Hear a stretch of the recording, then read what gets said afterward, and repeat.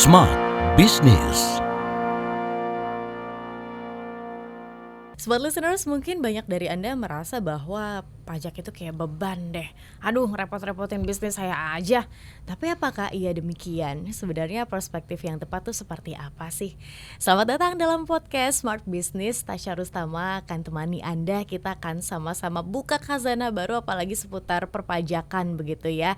Karena di kesempatan kali ini ahlinya sudah datang bersama dengan kami, seorang konsultan pajak dan juga konten kreator pakar pajak, Pak Gabriel Kurniawan. Hai Pak Gabriel. Halo. Kita ketemu lagi ya. Sekarang kita lebih fokus nih pada bagaimana perencanaan pajak yang benar, yang ajak begitu kan, agar masyarakat terinformasi, bahkan juga freelance yang bekerja nggak kaget begitu tiba-tiba kok ditagihnya segini gitu kan ya.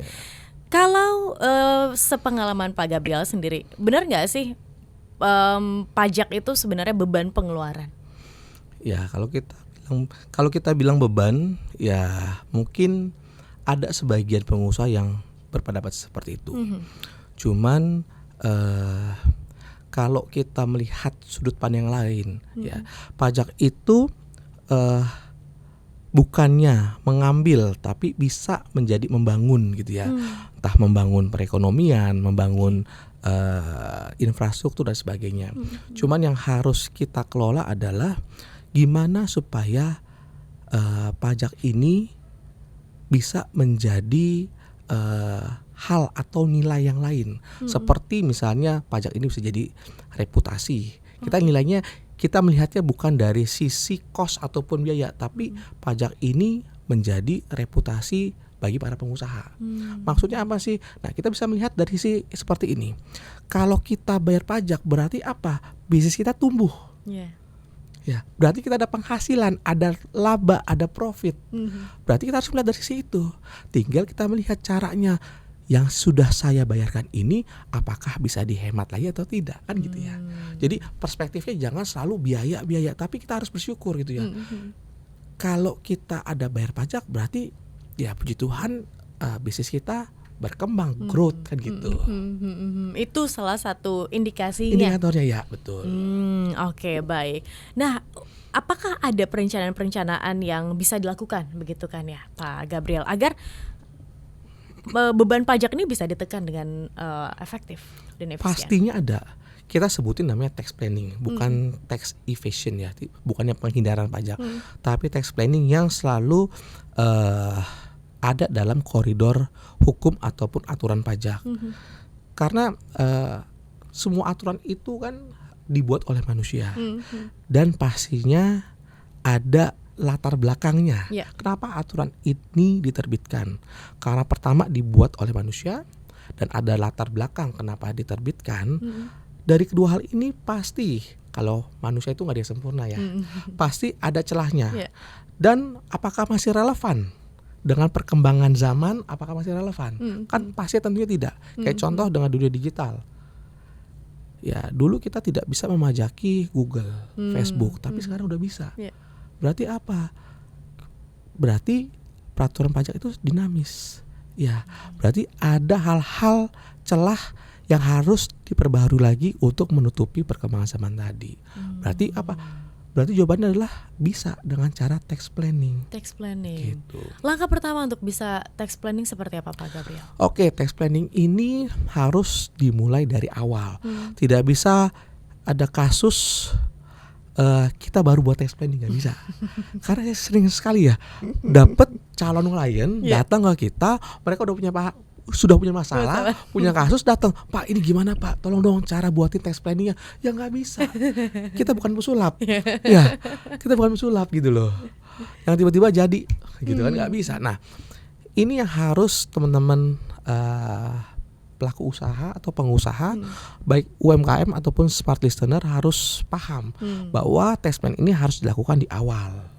Caranya gimana sih? Ya kenali dulu bisnis kita bergerak di bidang apa. Ya, tax planning F&B dengan tax planning manufaktur beda nggak? Beda. Terkait dengan susunan pengurus pun, terkait dengan modal pun, semua itu bisa menjadi faktor pembeda tax planning. Ibarat seperti ini. kalau kita berobat ke dokter, ya mungkin sama-sama sakit kepala. Ya, apakah obatnya sama? Mungkin aja enggak. Mungkin ada yang tergantung dari berat badannya, ada yang tergantung dengan tingkat keseriusan penyakitnya. Tax planning sama demikian.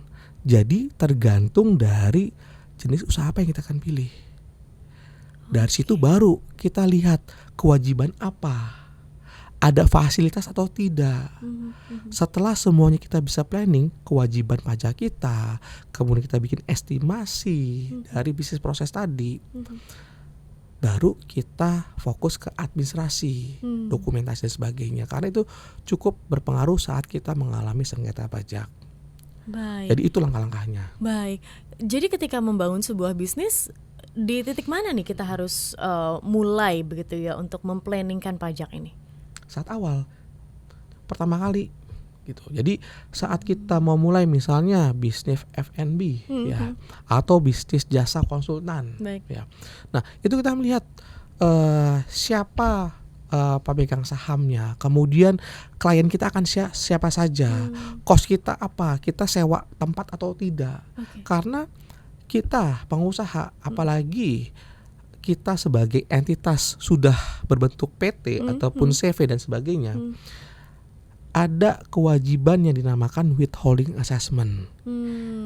Apa sih itu withholding assessment? Jadi sederhananya seperti ini.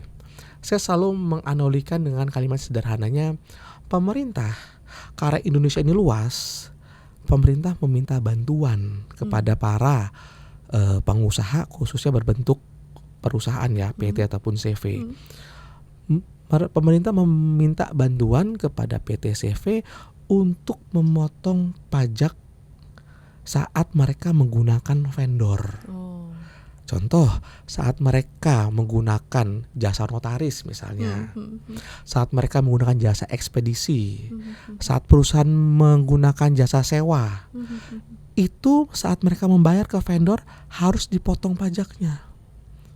Padahal itu bukan pajaknya si pelaku usaha tadi, pajaknya si yang punya gedung sewa tadi, yang punya ekspedisi tadi. Tapi kita diminta bantuan. Berarti apa? Kita tertimpa administrasi ya. Ya, yang dapat penghasilan mereka, kita yang repot gitu. Tapi itulah yang terjadi. Kewajiban inilah yang mungkin seringkali tidak para pelaku usaha tidak aware. Jadi kita harus bisa mengidentifikasi kewajiban tadi. Itu salah satu tax planning loh. Supaya kita tertib yang namanya administrasi. Gitu. Dari kasus-kasusnya Pak Gabriel, apa yang sering begitu ya menjadi permasalahan nih oleh para pebisnis? Oke, mungkin kalau sekarang ya, kita melihat yang sekarang ini banyak sekali para pelaku usaha UMKM itu diterbitkan namanya SP2DK. Ya baik lagi, pemerintah punya banyak cara dan salah satunya untuk mengejar target. Mereka mengeluarkan SP2DK. SP2DK itu adalah penyandingan data, dokumen ataupun sumber yang dimiliki oleh DJP dibandingkan dengan pelaporan yang sudah dijalankan oleh para pelaku usaha. Di matchin sama atau enggak ya? Contoh untuk orang pribadi ya, misalnya orang pribadi ngelapornya hanya ada 4 rekening bank, ternyata di sistem DJP ada 6, 2 lagi kemana? Nah, DJP akhirnya mencoba memverifikasi. Nah, dari situ berkembang nantinya. Dilihat lagi, sudah comply, sudah taat, sudah patuh atau tidak. Kalau belum taat atau patuh, ya betulkan. Nah, itu sekarang kasus yang sering terjadi seperti itu. Jadi data dari DJP dibandingkan dengan pelaporan si wajib pajak.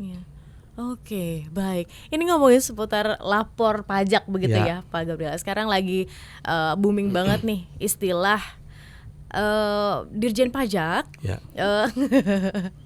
Semoga tidak menyinggung ya, tapi karena ini kan sebuah hal yang common begitu. Seperti berburu di kebun binatang gitu kan. Berarti orang-orang yang memang udah ada begitu kan, ya, ibaratnya binatang udah di dalam kandang nih, orang-orang yang udah rajin lapor. Nah, ini yang diburu begitu kan. Sementara yang masih di alam liar, yang masih nggak tahu deh, nggak pernah ngelapor, belum terdeteksi belum dideteksi begitu kan. Gimana tanggapannya? Oke, ini memang PR dari pemerintah. sebenarnya istilah berburu di kebun binatang ini istilah yang sudah old school ya, udah lama Oh ya. sebenarnya udah old school Sudah ya? lama. Sejak tahun 2018 pemerintah sudah menerapkan boleh bilang kebijakan ataupun role model yang kita sebut namanya CRM, Compliance Risk Management. Jadi setiap tahunnya para petugas pajak dari level AR, kepala seksi sampai kepala kantor, mereka membuat namanya daftar target sasaran prioritas. Aduh. Nah, ini yang jarang diketahui oleh para pelaku usaha. Mungkin smart listener harus juga mungkin coba searching. Yang dimaksud dengan DSP 3, daftar sasaran penggalian potensi, ya. Nah, karena apa? Karena di situ ada kriterianya. Jadi harusnya kalau metode ini dilakukan, gak ada lagi tuh berburu di kebun binatang. Harusnya. Kenapa? Karena salah satu syaratnya adalah atau kriterianya orang ataupun wajib pajak yang belum pernah diperiksa selama 3 tahun. Termasuk mereka yang tidak comply, tidak lapor, tidak setor, atau setor dan lapor telat, itu jadi salah satu kriteria. Bisa dilakukan pemeriksaan. Ya, tapi memang saat kita ngomong di lapangan, mungkin tanda kutip agak berbeda ya. Saat kepepet mungkin untuk menaikkan target dari bosnya, mungkin dari pimpinan, dari atasan, ya udah kita buka berkas yang ada aja. Jadinya istilah kebun berburu di kebun binatang muncul lagi. Tapi kita mungkin smart listener atau masyarakat juga perlu update dengan berita, karena Pak Purbaya berpendapat bahwa kita tidak akan memajaki lagi atau memeriksa wajib pajak yang sudah patuh. Nah, itu ada statement beliau di media. Ya, dan beliau juga kemarin sempat bersih-bersih ya, mungkin itu. Jadi itu mungkin hal positif juga gitu. Baik, ngomongin soal bisnis dan juga pajak dan pelaporan pajak. Namanya bisnis kadang-kadang kan fluktuatif ya. Naik turun. Apalagi kemarin COVID itu benar-benar menerjang semua, hampir semua lini. Ada bisnis yang tumbang, Pak Gabriel. Hingga akhirnya ya udah, penghasilan nggak ada. PT-nya masih ada, perusahaannya masih ada. Tapi kan penghasilan udah 0 gitu. Tapi setahu saya, perusahaan-perusahaan ini tetap harus lapor pajak kecuali sampai dia ditutup begitu kan ya. Nah, bagaimana solusinya begitu kan? Jika nanti mau dipakai lagi kah perusahaannya, jadi belum bisa untuk ditutup kan? Atau seperti apa? Oke, jadi untuk perusahaan yang mengalami rugi, jadi perpajakan itu kita saat membayar pajak ada 2 treatment ya. Ada yang menggunakan metode pencatatan dan metode pembukuan. Kalau pencatatan itu dari omset seperti PPh final UMKM. Omset dikali tarif. Tidak peduli kita rugi atau tidak. Tapi kalau pembukuan itu pendapatan dikurang biaya sama dengan apa? Laba atau rugi? Rugi tidak bayar pajak. Kalau laba pasti bayar pajak. Nah, pertanyaannya kalau rugi bagaimana? Ya, rugi ini bisa dikompensasikan ke tahun-tahun berikutnya. Ya, jadi kalau usaha kita masih on proses atau masih bergelut, masih ada aktivitas, tapi masih berdarah-darah lah istilahnya ya. Ya, itu kita nggak perlu bayar pajak karena kita bisa mengkompensasikan rugi tadi ke 5 tahun ke depan. Atau tadi pertanyaannya kalau kita nanti mau menggunakan gimana? Kita bisa mengajukan permohonan yang namanya non efektif atau NE. Ya.